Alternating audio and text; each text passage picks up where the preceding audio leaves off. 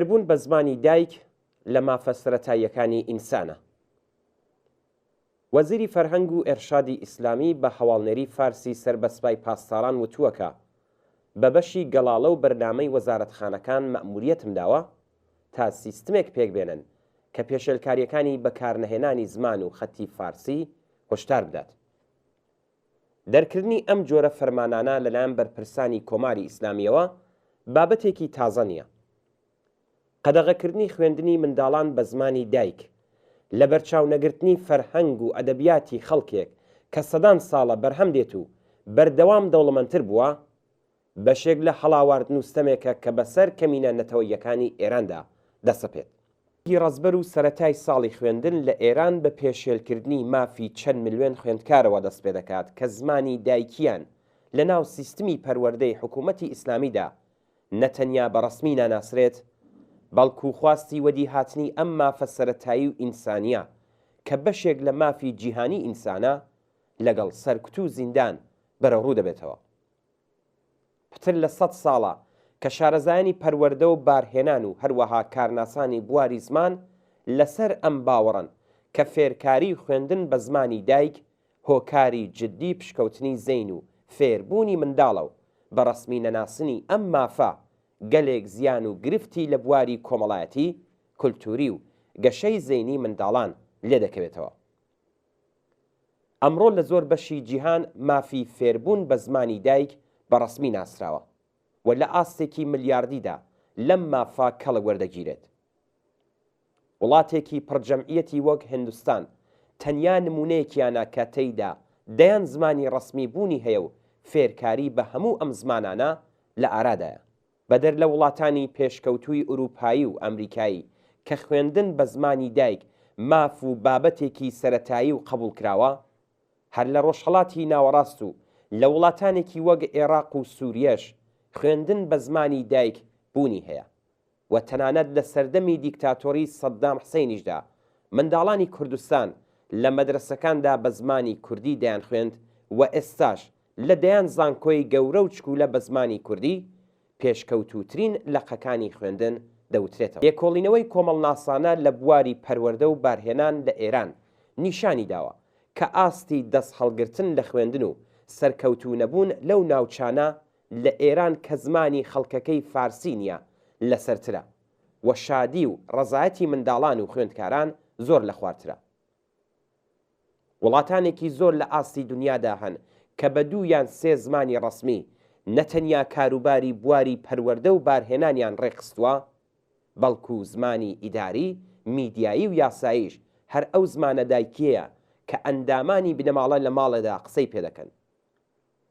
نمونە بەرچاوەکانی هێند، سویس، کانەدا و ئیسپانیان.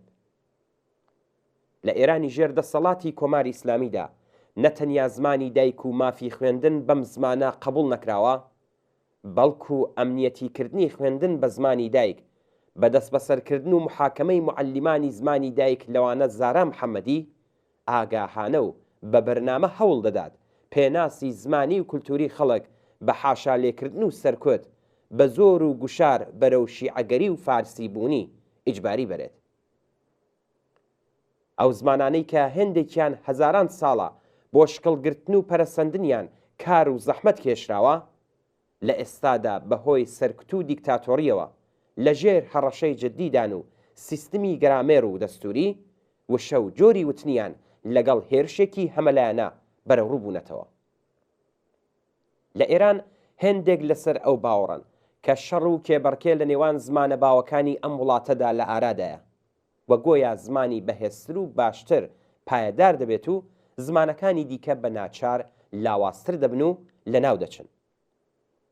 ئەم باوەڕە کە کۆمەڵگەی مرۆڤی لەگەڵ جەنگەڵی لێک تێچووە کردەوەی مەترسیدار و کارە ساتباری لێ دەکەوێتەوە کە تێیدا لە نەبەردێکی نابەرابەر لایەنێک هیچ ئامرازێکی پەروەردە و بارهێنان و تەبلیغاتی لە ئیختیاردا نییە و لایەنێکی دیکەش هەر هەمویانی داگیر کردووە. ئەمانە ڕێگە خۆشکەری سیاسەتی کۆنەپەرستانە و دژە مرۆیی و دژە کولتوری کۆماری ئیسلامی دژ بە جەماوەریە کە زمانی دایکیان فارسی نییە. نەکۆڵیکردن لە مافی خوێندن بە زمانی دایک نەتەنیا لەلایەن حکوومەتەوە لە ئارادایە، بەڵکو هێندێک بەشی ڕووناکبیر و تەنانەت ئاکادمیک، هێزی ئۆپۆزیسیۆن و شاعر و نووسەریش لە زۆر بواردا هەمان هەڵوێست و بۆچوونی کۆماری ئیسلامیان هەیە، بەڵام شەرمێونانە و ناڕاشکاوانە. بیانووی کۆن و هەمیشەیی ئەمانە حاشا لێکردن لە مافی خوێندن بە زمانی دایک لە پێناو پاراستنی یەکپارچەیی خاک و لە ڕاستیدا حاشا لێکردن لە بوونی نەتەوە و کولتورە جیاوازەکانە لە ئێران. سەرەڕای ئەوەی کە خوێندن بە زمانی دایک مافێکی سەرەتایی و ئینسانی هەموو کەسە، پێشکەوتن و گەشەی کۆمەڵگاش لە گرەوی پشکەوتنی هەموو توانایەکانی خەڵکی ئەم کۆمەلگایەدایە کە فێربوون بە زمانی دایک یەکێک لە بنەما ئەساسی و گرینگەکانیەتی. جۆراوجۆربوونی زمان و کولتور لە ئێران نەتەنیا هەڕەشەنیە، بەڵکو هۆکار و فاکتۆری دەوڵەمەندکردنی کولتورە و پۆتانسیەلێکە بۆ گەشەکردن. حاشا لێکردن لە مافی نەتەوەیی و بەڕەسمی نەناسینی مافی خوێندن بە زمانی دایک، پێشێلکردنی مافی ملیۆنان کەس لە هاوڵاتیانی ئێرانە کە زمانی دایکیان زمانی فارسی نییە. منداڵان دەتوانن بە ئاسانی چەند زمان فێر بن و منداڵی چەند زمانە توانای فێربوونی لەسەرترا. بەڕەسمیەت ناسینی مافی خوێندن لە هەموو ئاستەکاندا بە زمانی دایک بنەمای سەرەکی پێگەیشتنی کەسایەتی سالمی منداڵان و تازە لاوانە و ڕێگایەکە بەرەو پێشکەوتن و گەشەی کۆمەڵ.